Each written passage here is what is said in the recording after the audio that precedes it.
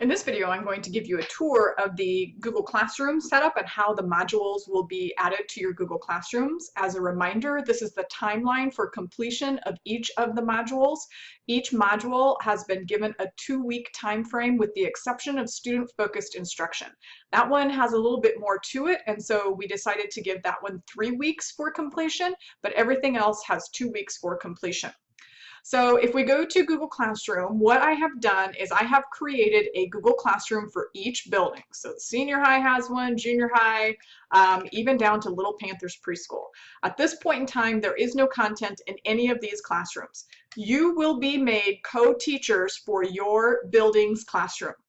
I will be responsible for adding the content to the classroom. You will be responsible for monitoring your teachers' completions of each module. So when you get that invitation to become a co-teacher on that classroom, please accept that.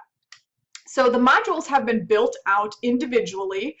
This will set us up for future use for these modules, and you all have the classroom codes to be able to join each of these modules right now. So that will give you an idea of the activities that your teachers will be completing. So if I go into the Spark instructional module, you will see that it follows the instructional model. So we start, obviously, with a Spark. And in this case, it is a discussion question.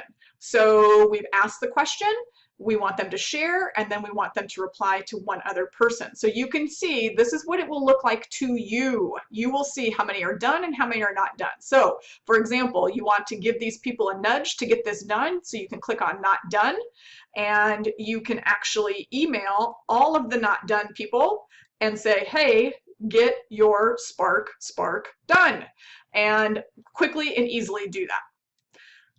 If we go back, you will see that we have an objective, we have some student-focused instruction, we have an activity for them to complete. That's an assignment. This is another, and to close, we have a discussion question, and then we have our last two components of the model, the technology integration and professional practices.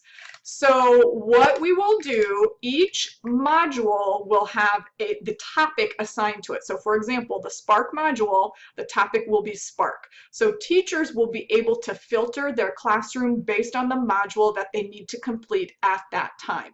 Every module will have at least this many components to it, but they will all be tagged with the same topic, so you can filter your stream based on that topic. So if I click on Spark, and obviously there's just Spark in here, but you can see it will show me just the topics that have to do with Spark.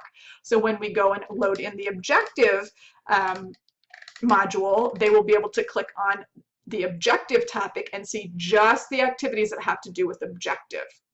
So that is how each of the modules will be loaded into your classroom. That will be my job. So I will load all of the content into each of the classrooms. Your job will be to monitor your teachers as they complete each activity. Now that you have the codes for each of these classrooms, I encourage you to join the classroom so that you can see the activities that your teachers will be completing.